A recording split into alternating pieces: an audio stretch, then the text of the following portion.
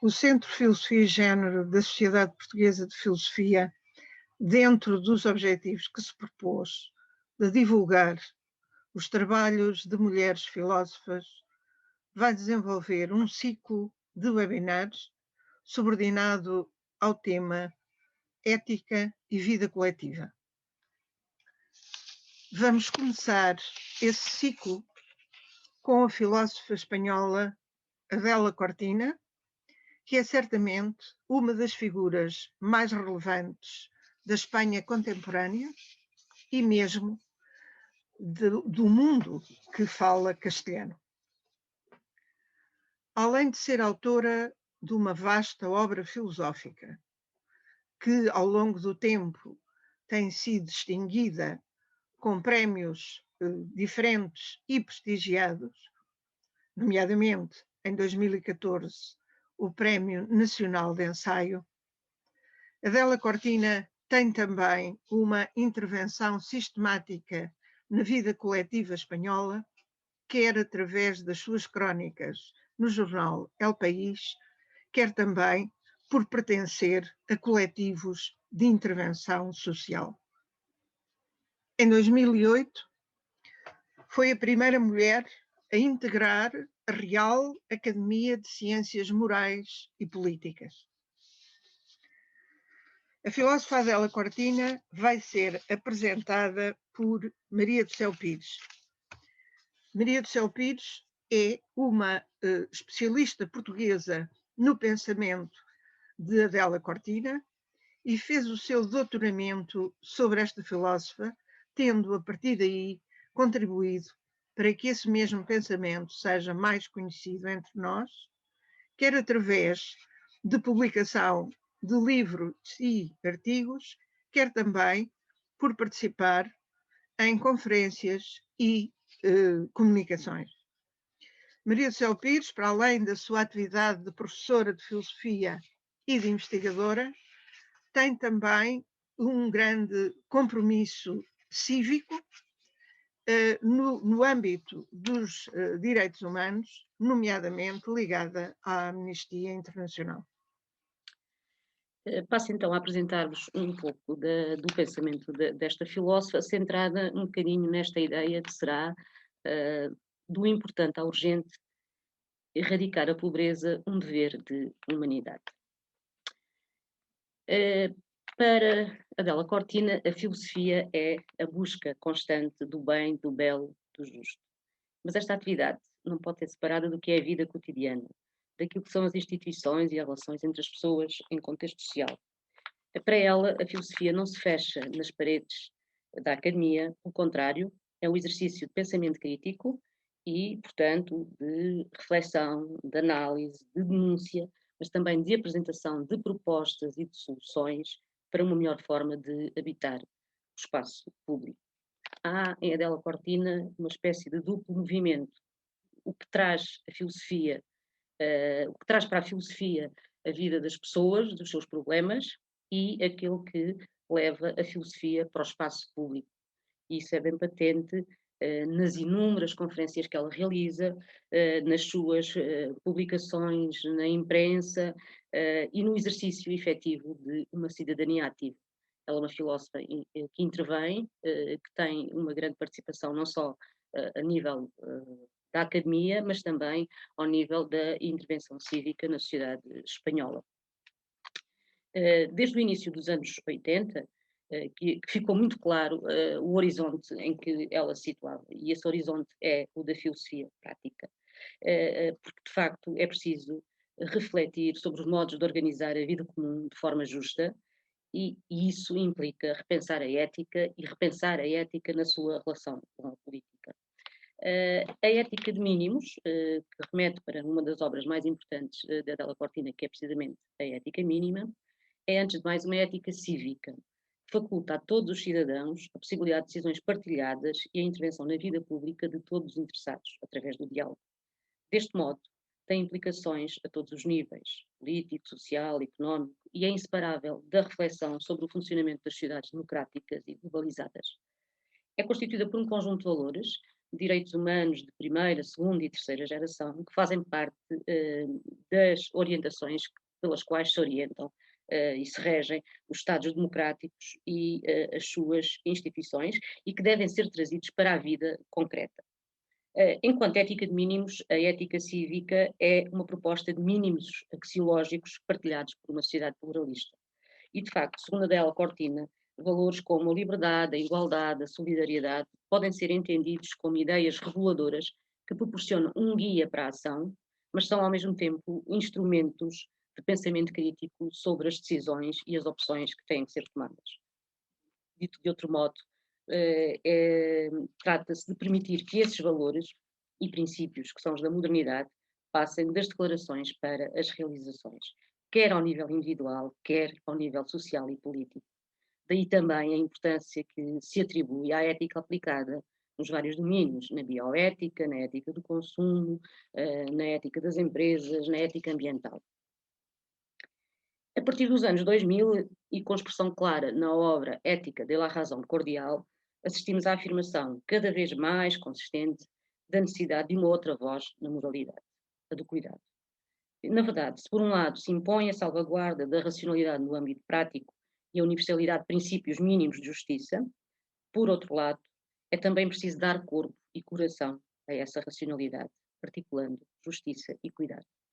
O que suporta esta articulação é, a meu entender, uma perspectiva da razão que inclui as exigências de justiça, mas também a diligência, a atenção, o afeto, a compaixão.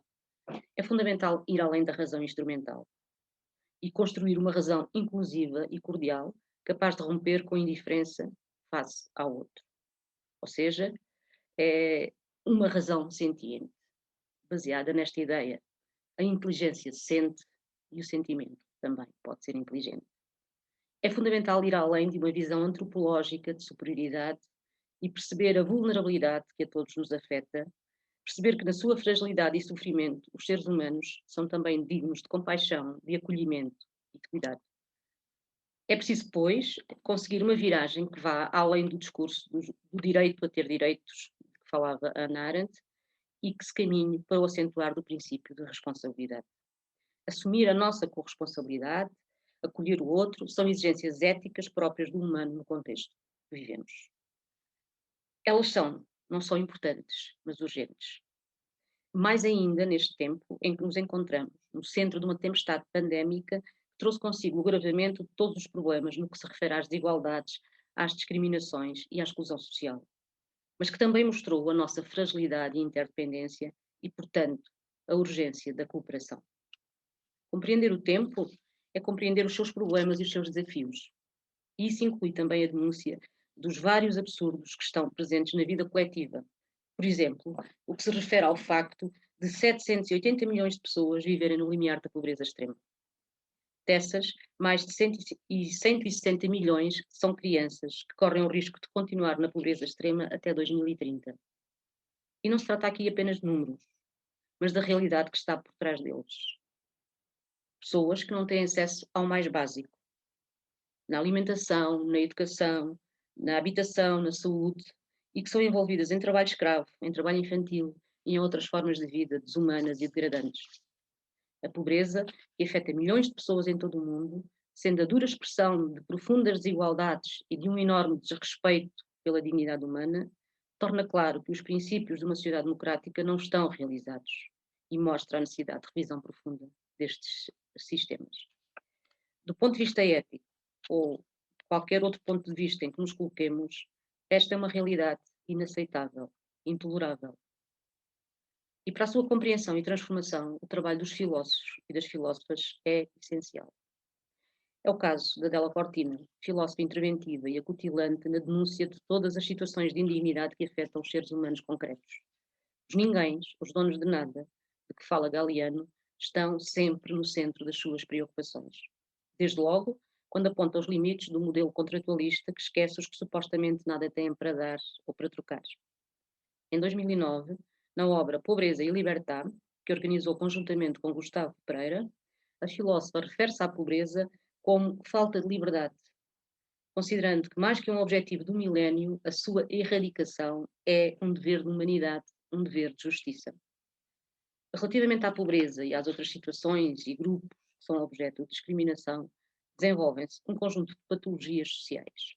O racismo, a xenofobia, a misoginia, a homofobia, a gerontofobia, que ultimamente se tem acentuado muito, a porofobia, entre outras. Desde 1995, que em artigos de jornal ou em conferências, o conceito de aporofobia está presente na trajetória filosófica da Della Cortina. Ao criar este conceito, a filósofa pretendeu dar nome a uma realidade, tendo conseguido que em setembro de 2017 o termo aporofobia fosse incluído no dicionário da Real Academia de Língua Espanhola. Na sua origem, o conceito distingue-se de xenofobia. De facto, o que se pretende designar é uma realidade que, sendo intemporal, está cada vez mais presente no cotidiano das nossas sociedades. O medo, a aversão, a rejeição dos pobres, dos imigrantes, dos refugiados, não por serem estrangeiros, mas sobretudo por serem pobres. Tanto é assim que, quando se trata de árabes multimilionários ou de jogadores negros que são estrelas no mundo do futebol, as condutas não são discriminatórias. Observamos diariamente como os turistas estrangeiros são acolhidos com cortesia, com amabilidade, com sentido de hospitalidade, mas os refugiados e os imigrantes pobres não. Estes são recebidos com rejeição, com muros que se erguem nas fronteiras. Ou então são abandonados à morte nas águas do Mediterrâneo, chegando inclusive a criminalizar-se quem os ajuda. Parece então que o problema não é só a origem, a etnia, a cor da pele, mas, sobretudo, a pobreza. Como explicar então esta situação? Quais são as suas causas? Numa sociedade em que a todos os níveis das diferentes esferas sociais predomina o paradigma do contrato, os pobres são os que nada têm e, portanto, nada podem oferecer em troca. Não têm capacidade real de contratar e, por isso, são excluídos, marginalizados, tornados invisíveis. E verificamos assim que, à medida que a pobreza cresce, vai-se espalhando na opinião pública dos países ditos desenvolvidos a ideia de que ela é sobretudo o resultado de preguiça e de mau uso de recursos, da incapacidade manifestada por algumas pessoas e, portanto, é inevitável. Deste modo, gera-se antipatia, aversão, rejeição dessas pessoas. Não querem a trabalhar, são os preguiçosos, não sabem gerir os seus recursos, gostam de viver de subsídios, é mais fácil viver à custa do rendimento mínimo. São algumas das expressões bem ilustrativas deste desprezo. Os pobres e os fracos funcionam como bodes expiatórios, como os culpados de todas as crises e, desta forma, ficam ocultadas as verdadeiras responsabilidades. Responsabilidades das poderosas empresas e grandes corporações que dominam o mundo. Trata-se, portanto, de uma patologia social que se expressa numa certa linguagem, o discurso do ódio, direcionada para quem está, num dado momento da sua vida, mais fragilizado. Este discurso estigmatiza e destrói, corrói a confiança e as relações interpessoais e dificulta a construção das bases de uma sociedade equilibrada e justa. O discurso do ódio tem a particularidade de se dirigir contra um indivíduo, não por ações que este tenha realizado, praticado, mas pelo facto de pertencer a um determinado grupo, com características consideradas perigosas para a sociedade, colocando numa situação de assimetria e em conflito eles e nós. Parte de dois supostos errados. Primeiro, que a pobreza é uma condição permanente e não uma situação que pode ser transitória. E segundo, que existe uma diferença estrutural entre quem o expressa, o nós, que se autopercepciona como superior, e aqueles a quem se dirige, eles, ou seja, a vítima, que é inferiorizada, estigmatizada pela simples razão da sua pertença a um determinado coletivo. Na verdade, quem assim coloca a questão assume uma posição de arrogância, autoavaliando-se como melhor, como mais evoluído a todos os níveis, técnico, cultural, social.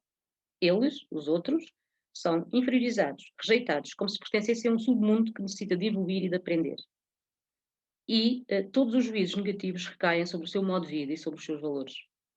E, todas as suas opções são sempre justificadas à luz de qualquer característica negativa. Mesmo quando não têm opção, e, por exemplo, fogem à guerra e à fome, a sua luta pela sobrevivência é sempre explicada em função de fatores perniciosos. Segundo a perspectiva da Della Cortina, para além de atentar contra os princípios de uma sociedade democrática, este discurso do ódio nem sequer se pode considerar verdadeiramente um discurso, pois a sua argumentação é nula ou reduzida, pretendendo apenas, com a sua disseminação, propagar o ódio e incitar à violência. Quer isto dizer que lhe faltam dois ingredientes fundamentais do que é a ação comunicativa: o caráter dialógico e o reconhecimento recíproco dos intervenientes enquanto interlocutores válidos. Depois de justificar a criação do conceito aporofobia como tentativa de dar nome a uma realidade que, não sendo nova, deve ser reconhecida como tal, e de mostrar a sua ligação a uma visão contratualista da sociedade, a filósofa procura ir mais além na busca da origem desta e de todas as outras patologias sociais.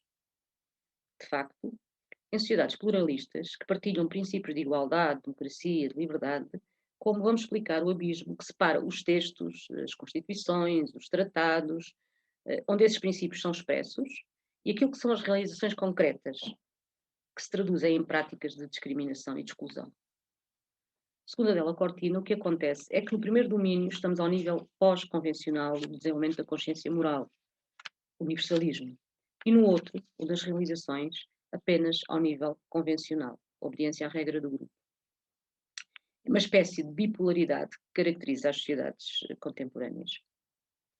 A um outro nível, poderá analisar-se o problema a partir da história da evolução da espécie, constatando a existência de uma raiz biológica da xenofobia, da parafobia e das outras fobias sociais, verificando-se assim uma descontinuidade entre a nossa evolução biológica e a nossa evolução cultural. Contudo, a história da nossa espécie mostra algo mais. Segundo a filósofa, não pode ser esquecida: a existência de outras tendências evolutivas que também nos constituem estruturalmente, como, por exemplo, o cuidado com os outros. Somos seres de cuidado, e este estende-se a todos os seres vivos, não apenas aos humanos. Para além disso, a partir das neurociências, sabemos hoje que o cérebro possui plasticidade, pelo que as predisposições biológicas não são determinações rígidas. Deste modo, todas as criações culturais, incluindo os sistemas de valores, são incorporados na construção de cada ser humano, que deve ser entendida como um processo que interliga experiência e aprendizagem com elementos genéticos. Quer isto dizer que, se biologicamente estamos preparados quer para o egoísmo, quer para a cooperação, que é a melhor forma de sobreviver, é preciso ir mais além, ao encontro da experiência humana por excelência. Esta é transmitida culturalmente, por diferentes vias, mas que convergem todas na valorização da dignidade e da compaixão, cujo círculo ultrapassa os próximos, os da tribo, e inclui todos os seres humanos. Sendo assim, é esta matriz cultural que deve ser incentivada e estimulada, pois os vínculos humanos não se limitam ao contrato, sendo que há vínculos prévios, aqueles em que nos reconhecemos e somos reconhecidos como pessoas. Há, pois, que desenvolver em todos os níveis da sociedade a importância dos vínculos cordiais. A Della Cortina analisa as vertentes biológica e social da aporofobia, tendo o cuidado de se demarcar de qualquer perspectiva determinista e salientando as potencialidades da educação formal e informal, bem como o papel das instituições na sua neutralização. O contraponto deverá ser a ética cívica e da razão cordial, que convoca a responsabilidade individual e coletiva e que deverá ser expandida, contribuindo para a formação de um ethos democrático e dialógico baseado no reconhecimento recíproco da nossa comum humanidade. As atuais investigações sobre neuroeducação, neuroética e neuropolítica poderão dar um contributo positivo, tendo sempre a perspectiva o desenvolvimento da grande aquisição da modernidade, que são os direitos humanos. Podemos então perguntar: o que significa hoje, no tempo que vivemos, a demanda do justo, que sempre ocupou os filósofos? Quais são as suas implicações?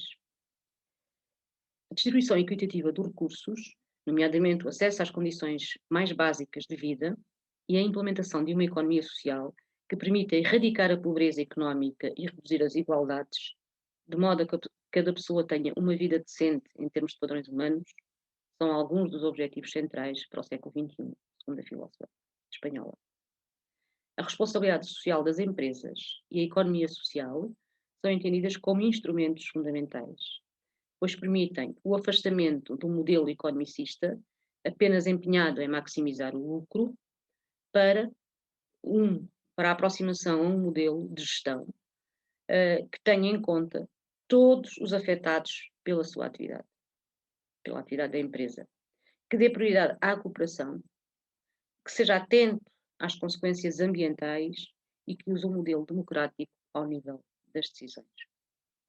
Construir a igualdade a partir da educação, das instituições e das empresas, cultivar a compaixão e a justiça social, reconhecer a igual dignidade, não em termos abstratos, mas a que é visível em todos, é a tarefa dos cidadãos, das instituições da sociedade civil e de todos os Estados democráticos. A cidadania tem que ser política, mas também tem que ser social, económica, intercultural, cosmopolita. Por isso, se coloca o dever pessoal e jurídico de hospitalidade, implementando políticas globais de acolhimento e de inclusão de imigrantes e refugiados. A globalização económica tem que corresponder à globalização ética e à globalização da justiça. É também o futuro da democracia que está em causa. Em tempos que alguns consideram pós-utópicos, esta é a utopia mínima pela qual devemos trabalhar. Mais igualdade, mais inclusão, mais participação, mais cidadania ativa. De modo a que, e usando as palavras de Adela Cortina, a injustiça não pode ser a última palavra da história. Porque a razão também é diligente. É capaz de se indignar, de apreciar e de ampliar o âmbito dos possíveis.